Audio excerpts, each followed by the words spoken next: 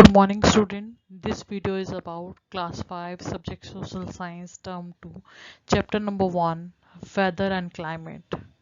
Today we are going to start social science chapter number 1 weather and climate. This is our lecture number 1. First of all, we are going to read about weather. Weather is defined as the condition of atmosphere of a given place at a given time. जो weather होता है वो define करता है condition को, किसी condition को, atmosphere की कंडीशन को डिफाइन करता है एक पर्टिकुलर प्लेस की पर्टिकुलर टाइम पर। ठीक है, एक प्लेस की एक टाइम पर जो कंडीशन है एटमॉस्फेयर की वो डिफाइन करता है। Have you ever noticed a weather report in a daily newspaper?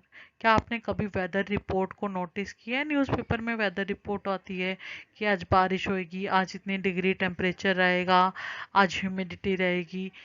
ये होती है वेदर कंडीशन एक एरिया की एक टाइम पर, पर्टिकुलरली अलग अलग एरिया की अलग अलग टाइम पर, या फिर एक ही टाइम पर अलग अलग प्लेसेस की अलग अलग वेदर कंडीशंस होती हैं।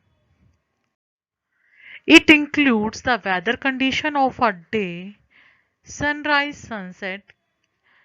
वेदर कंडीशन में क्या क्या आता है? सनराइज कब होएगा, सनसेट क्या होएगा, टेम्परेचर क्या रहेगा, मैक्सिमम टेम्परेचर क्या रहेगा आज का, और मिनिमम टेम्परेचर क्या रहेगा, the range of temperature, difference between the maximum and minimum temperature. Range क्या रहेगी टेम्परेचर की, मतलब मैक्सिमम टेम्परेचर कितने तक पहुंचेगा और जो मिनिमम टेम्परेचर है वो कहाँ तक पहुंचेगा, उन दोनों के बीच में डिफरेंस। ठीक है, द एयर प्रेशर, एयर का प्रेशर कितना रहेगा या ह्यूमिडिटी कितनी रहेगी, एयर कितनी तेज चलेगी या ह्यूमिडिटी, मतलब दबा दबापन, जैसे गर्मी घुटन घुटन बोलते हैं, ह्यूमिडिटी घुटन कितनी रहेगी, एक्सेट्रा। ये सारा कुछ वेदर कंडीशंस में आता है। ठीक है, weather is a temporary state of atmospheric conditions. Temporary है बेटा ये वेदर, जो वेदर है जो वो एक टेम्परेरी स्टेट है, मतलब अगले ही दिन या उसी दिन भी चेंज हो सकता है। इट में चेंज इन फ्यू आवर्स और अ फ्यू डेज, कुछ दिनों में या कुछ, मतलब आवर्स में या कुछ दिनों में ये चेंज हो सकता है। Wind, sun rays, temperature, humidity and rain determine the weather of a particular place at a particular time। जो विंड है, सन रेज है, टेम्परेचर है, ह्यूमिडिटी है या रेन है, वो बताती हैं कि एक जगह का एक पर्टिकुलर टाइम पर कैसा वेदर रहेगा।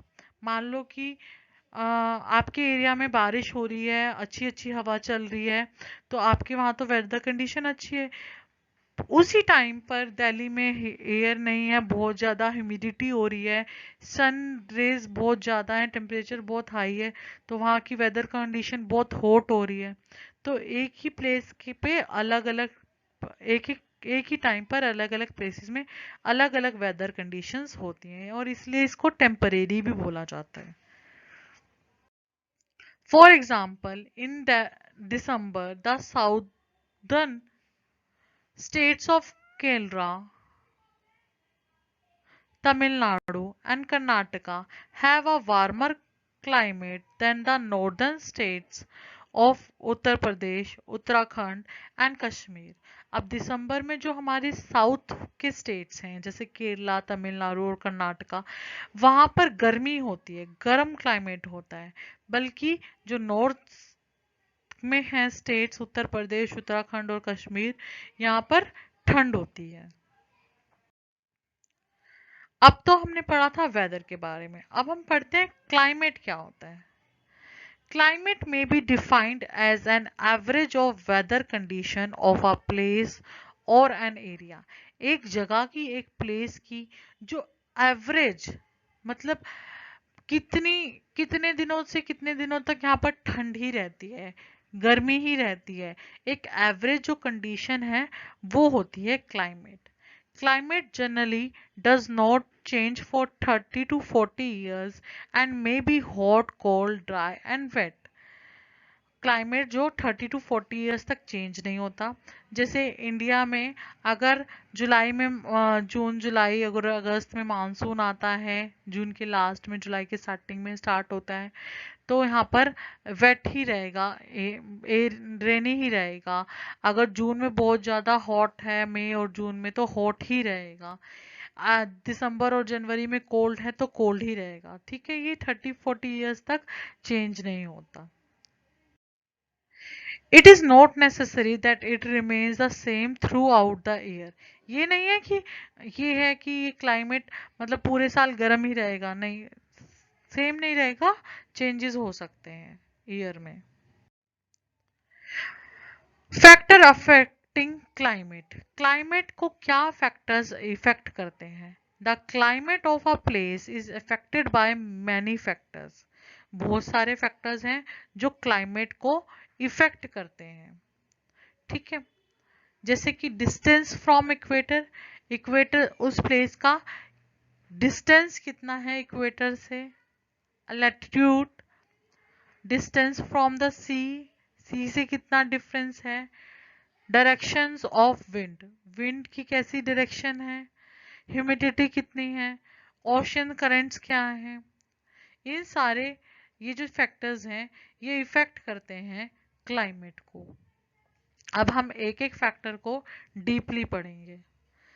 सबसे पहला फैक्टर है हमारा distance from the equator, equator से कितना डिस्टेंस होएगा। A place will be hot if it is located near the equator। अगर एक प्लेस इक्वेटर के पास है, ठीक है, तो वो हॉट होगी। क्यों? As the sun rays are vertical, sun rays जो होते हैं वो वर्टिकल होते हैं। They cover a shorter distance and are spread over a small area, इसलिए वो जो शॉर्टर डिस्टेंस को जल्दी से कवर कर लेते हैं और स्प्रेड हो जाते हैं स्मॉल एरिया में। जैसे कि देखो ये एंगल्स बन रहे हैं, जो सनलाइट है वो डायरेक्टली ओवरहेड पड़ रही है इक्वेटर के ऊपर, इसलिए इक्वेटर के ऊपर ज्यादा गर्मी होती है। और जब सन रेज ऊपर की साइड जाएंगे वर्टिकल में और नीचे की साइड आएंगे तो सन रेज लो एंगल बन जाएंगे उनके। ठीक है, इसलिए वहां पर ज्यादा शार्प सनलाइट नहीं पड़ेगी, ज्यादा तेज डायरेक्ट सनलाइट नहीं पड़ेगी, इसलिए इक्वेटर ज्यादा वार्म होता है। इसलिए जो प्लेस है वो इक्वेटर से कितनी दूर है उसका बहुत इफेक्ट पड़ता है। Generally place far from the equator are cooler, जो इक्वेटर से प्लेसेस दूर होती हैं वो कूलर होती हैं, ठंडी होती हैं। Poles are the farthest from the equator and are the coolest region, जो हमारे पोल्स हैं ये सबसे दूर हैं इक्वेटर से, इसलिए ये सबसे ज्यादा कोलेस्ट रीजन्स हैं, सबसे ज्यादा ठंडे रीजन्स हैं, इलाके हैं, ठंडे इलाके हैं, बर्फीले इलाके हैं, क्योंकि यहाँ पर सन रेजेस डायरेक्ट नहीं पहुंचती, सबसे दूर है इक्वेटर से ये।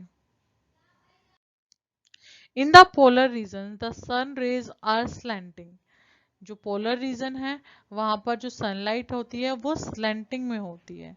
दे cover a long distance and sun rays are spread over a large area, ये बहुत ज्यादा डिस्टेंस कवर करती हैं, इसलिए जो सन रेज है वो स्प्रेड हो जाती है, बिखर जाती है एक लार्ज एरिया में, इसलिए वहां पर इतनी ज्यादा सन रेज की हीट नहीं पहुंच पाती है। डू यू नो, क्या आप जानते हैं people who study the climate are called climatologists, जो लोग क्लाइमेट के बारे में स्टडी करते हैं, पढ़ते हैं, उन्हें क्लाइमोलॉजिस्ट बोला जाता है।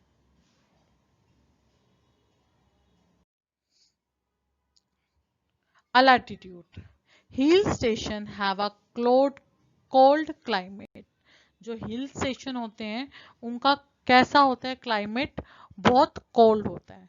Due to high above the sea level which is called altitude. ऐसा क्यों होता है?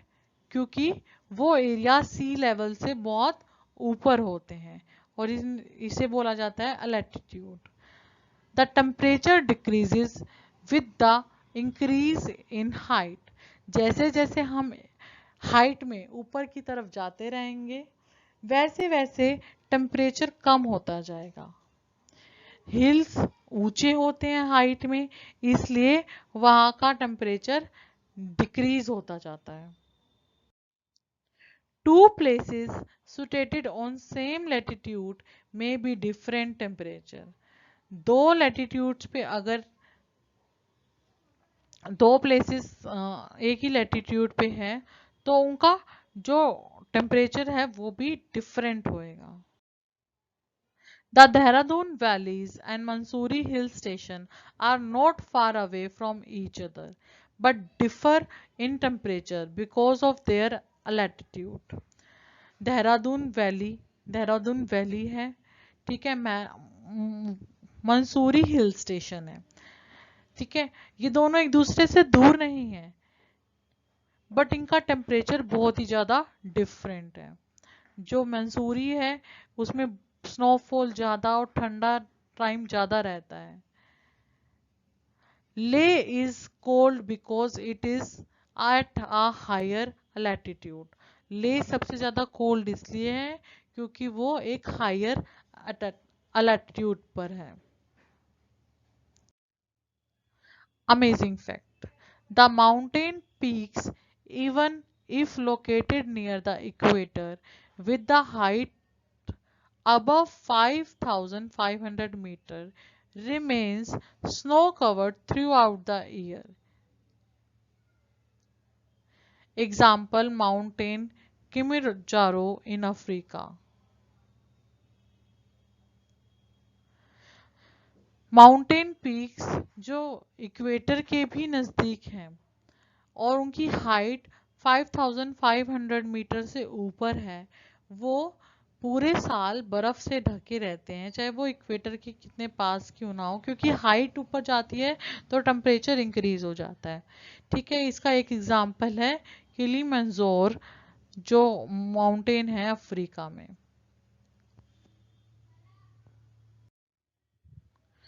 Distance from the sea, distance sea से कितना है ये भी बहुत इफेक्ट करता है क्लाइमेट को। Have you wondered why Chennai, Mumbai, Kolkata and Goa are neither too hot nor too cold all through the year but Delhi, Chandigarh, Agra etcetera extreme experience extreme summer and winters. आपने कभी नोटिस किया है कि चेन्नई, मुंबई, कोलकाता और गोवा में ना ज़्यादा हॉट होता है वेदर, ना ज़्यादा कोल्ड होता है, पूरे साल एक अच्छा सा मौसम रहता है वहाँ पर। बट दिल्ली, चंडीगढ़, हमारे आगरा, ये यहाँ पर इस साइड में हम लोग तो बहुत ज़्यादा समर्स भी, एक्सट्रीम समर्स भी फेस करते हैं और विंटर्स भी फेस करते हैं। The reason is quite simple, इसका रीज़न बहुत सिंपल है। These places are far away from the sea, ये प्लेसेस बहुत दूर हैं सी से। Places near the sea experience an equable type of climate all through the year. जो places sea के पास होती हैं, समुंदर के पास होती हैं, वो एक्सपीरियंस करती हैं इक्वेबल, एक जैसा सा क्लाइमेट पूरे साल वो एक्सपीरियंस करती हैं। The heat of the summer warm up the land faster than the sea. जो हीट होती है सन की वो लैंड को फास्ट गर्म करती है देना सी। सी को वार्म करना ज़्यादा मुश्किल होता है लैंड के जरिए। During the day the land and the air above it get heater and rise up, but the sea and the air above is cooler। जहाँ पर लैंड होती है, अगर लैंड गर्म होती है तो उसकी वजह से एयर भी गर्म हो जाती है और जो हवा होती है वो भी गर्म हो जाती है। बट जो सी होता है, सी जो सी अगर गर्म भी हो पाता है तो उसकी एयर जो उसके ऊपर एयर रहती है वो इतनी गर्म नहीं होती, वो कूलर ही रहती है, ठंडी ही रहती है। Cool air from the sea blows toward the land and cool the land. और जो कूल हवा जो सी के पास जो लैंड होती है वहाँ उस लैंड पर जाती है और उस लैंड को भी कूल कर देती है. This cool air is the sea breeze. ये जो कूल एयर होती है उसे हम बोलते हैं sea breeze. At night, the land and the air above it cool more quickly than the sea. Night में जो लैंड होती है उसकी एयर जल्दी कूल हो जाती है सी से भी जल्दी. Warm air from the sea rises and blow towards the land making the land warmer. और जो गर्म हवा सी से आती है वो लैंड को जल्दी गर्म कर देती है. देखो ये बिल्कुल ही मतलब आप जो सी के पास प्लेसेस होते हैं उसमें क्या होता है दिन में जब सी रेज सन रेजेस पड़ते हैं तो लैंड जहां पर होता है सी के पास, ठीक है, वो तो बहुत जल्दी गर्म हो जाता है और उसके एयर जो सुपर एयर होती है वो भी गर्म रहती है. बट जहाँ सी होता है वो गर्म नहीं हो पाता, उसके ऊपर एयर जो होती है वो भी ठंडी रहती है. तो वो एयर ब्लो करती है और जो आसपास का लैंड होता है उसको भी ठंडा कर देती है. बट नाइट में बिल्कुल अपोजिट हो जाता है. नाइट में जो लैंड की एयर होती है वो जल्दी ठंडी हो जाती है बट जो सी की एयर होती है वो गर्म ही रहती है. तो वो गर्म एयर सी वाली वो लैंड की तरफ चली जाती है और लैंड की जो ठंडी एयर है उसको वार्म कर देती है. इसलिए जो सी के पास जो एरियाज होते हैं प्लेसेस होते हैं वो एक जैसा मौसम ही उनको मिलता है. दिन में भी वैसी ही मतलब ना गर्मी रहती है ना ठंड रहती है और रात में भी ना गर्मी रहती है और ना ही ठंड रहती है. This warm air is the land breeze और इस वार्म एयर को लैंड ब्रीज बोलते हैं. Therefore places close to the sea have a mild climate all through the year, but as we move away from the sea this effect decreases making the climate extreme. जैसे ही हम सी से आगे की तरफ चलते हैं तभी यहाँ जो सी के पास है वो वहाँ पर माइल्ड क्लाइमेट रहता है पूरे साल. बट जैसे जैसे हम सी से आगे की तरफ आ जाते हैं तो क्लाइमेट चेंज होना एक्सट्रीम रूप पर स्टार्ट हो जाता है. नाउ बेटा homework class 5 subject social science term 2 chapter number 1 weather and climate lecture number 1 homework. अब होमवर्क का टाइम है.